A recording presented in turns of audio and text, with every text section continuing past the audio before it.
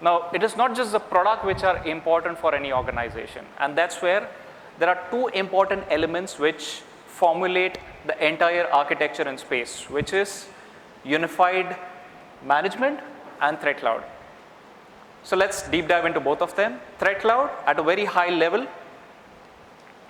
Over the last 30 years in the industry, we have been developed good amount of intelligence, and threat cloud is our data lake.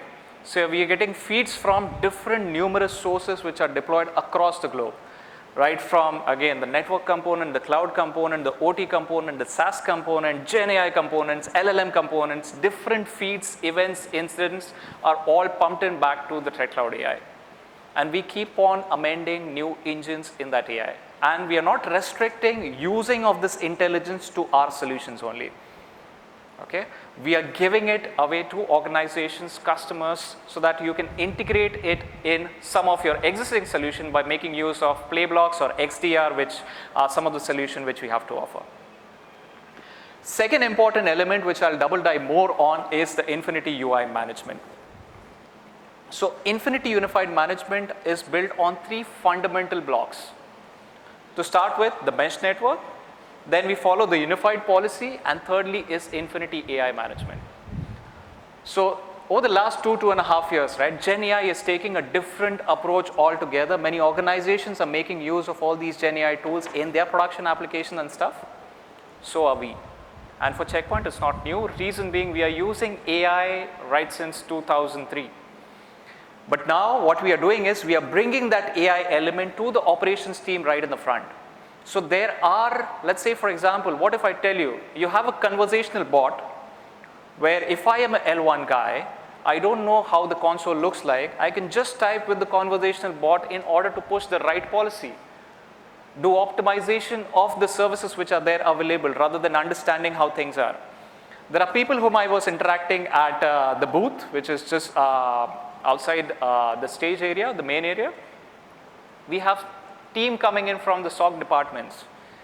Any incident is like finding a needle in a haystack. If you have a conversational bot where you're just mentioning, okay, this is, help me understand this IPS signature attack for whatever has happened, particularly for that signature in the last 7 days. And it makes life easy for most of the operations people. So there are some cool elements which we are coming up with within the AI management by building in different AI agents which sits on top of it, and also while taking care of governance and data sovereignty in place. Let me double dive on Infinity Mesh Network. In order to build this mesh architecture, there are three components which plug in tightly into it. The first component is any network. So be it organizations want to connect to the mesh network with the help of any existing SD-WAN, be it from our solution or any third-party solution, there is a tight integration available and it's an open setup. We are not restricting the integration only to Checkpoint solution, but we have kept it more as an open garden where you can integrate different solutions into it.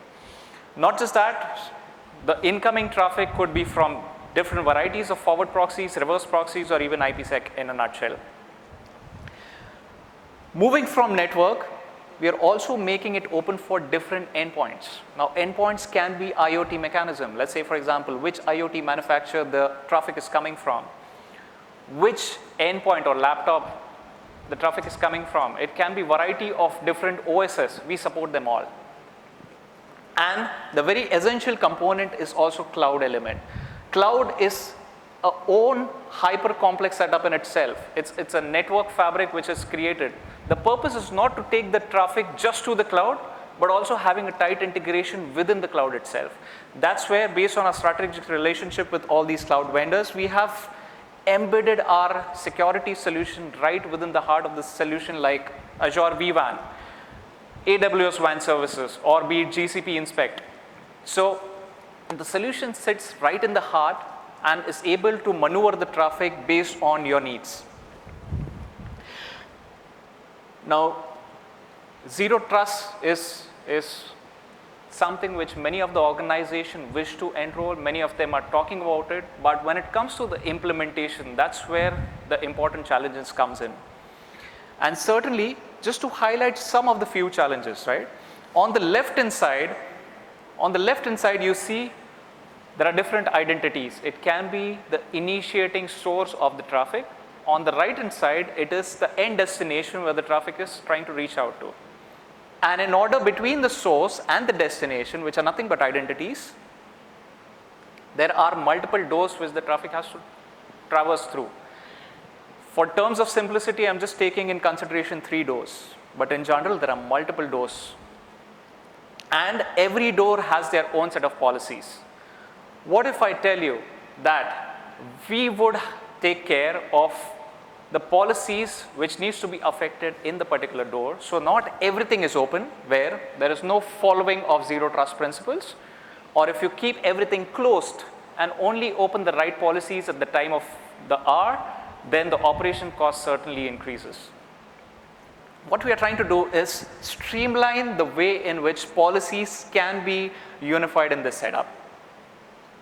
Imagine one single policy in order to manage all the components which we discuss in the hybrid mesh architecture. So how we do that is, this is how the unified policy looks like. Let's try to deep dive into it. So on the source side, right, this can be, this is not the era in which we are talking about IP to IP communication or the 5-tuple configuration which we do generally on a firewalling or other solution. We are talking about, let's say for example, identities identified from different solution. Let's say for example, a user being authenticated from Okta or Active Directory or Azure services trying to reach out to any destination. It can be a identification of which is this manufacturer of an IoT component which is trying to generate traffic to, let's say for example, the diagnostic which is available in the cloud, or similarly trying to do posture checks of endpoint before the traffic is even initiated. These are some of the identities which are available on the source side. Moving next to the destination, which is quite complex. Gone are the days when we are talking about protocols. While we understand all the different set of protocols, it is also important to understand and build in a lot of effort to build different connectors for your destination. It can be, let's say, data centers. So today we are talking about tag-based policies which are available for different cloud setups. And the agility, in a way, your DevOps team would be able to access the relevant resource which they have to. Creating policies for your LLMs, creating policies for GenAI tools in terms of what is the relevant traffic which your employees today are being inserting in the different AI tools which are available. We are able to not just detect the traffic or detect the prompts which are inserted in these AI tools, but also preventively block it. And there are multiple ways in which we can do that. Data, now we know source and destination, which is more of identities to identity communication. The policy structure is not just on IP to IP, but on a business logic in terms of what identity needs to reach out to what identity. And the interesting part is when it comes to troubleshooting, all you need to identify or put in is the relevant identity to make your life simple. Next important component is the way in which you write these policies, either access or data. And again, 30 years of experience in the last segment, we are able to cut down different varieties of policies which can be written from an access and data standpoint. And one of the crucial component which we are known for is what is the communication which is happening within these identities.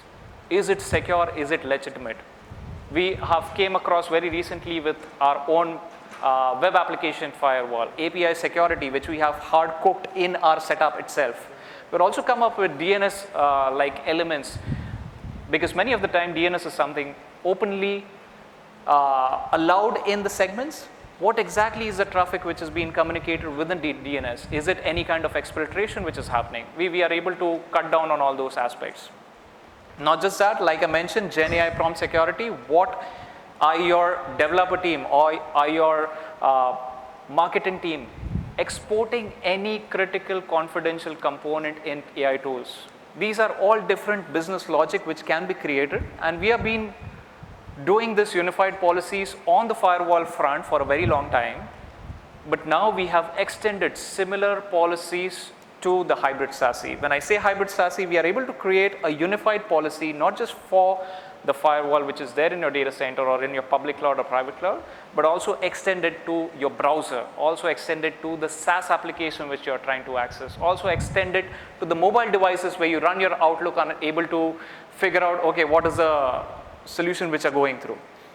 And furthermore, we have extended it to the network security by unifying the same policies for your WAF, for your API services and REST. So that was a part of unified setup, and furthermore we are also integrating with third-party native firewalling capabilities. Let's say, for example, AWS today can be managed from the same set of policies which I spoke about. Now the last crucial component before I wrap up this is there is an architecture in place. There are the products which are available, but when it comes to the deployment, we have a dedicated team of experts which can come down, understand your needs and define the right mesh architecture based on your requirement. We also have a team of experts which are focused purely in terms of implementing all these zero-day capabilities or zero trust capabilities, in your setup. We also do provide managed SOC services when it comes to managing the solution on your behalf. And lastly, and not the least, in case there is a situation which has been identified in your environment, we are able to respond, provide forensic, and help you fix the problem. With that, I'd like to summarize that we live in a very hyper-connected world, which is the reality for now. And we have the right architecture, which in our opinion is the hybrid mesh architecture which we have to offer. And products or the platform which I just spoke about, the Infinity platform, it's the real true platform, not just inculcating the solution which we have, but also extending it to other solutions and making use of zero trust fundamentals in the policies which can be created based on business logic. With that, I'd like to sign off, and thank you so much for your time. Have a good rest of the day. Thank you very much. Can we have a bigger round of applause?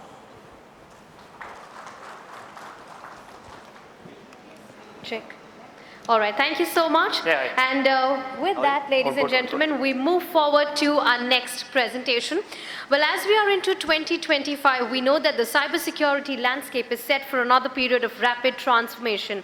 And with the rise of generative AI, hybrid work models, and increasingly complex cyber attacks, enterprises are looking forward to simplify, automate, and strengthen their security postures. And at Netskope, they are at the heart of these changes, embracing zero trust and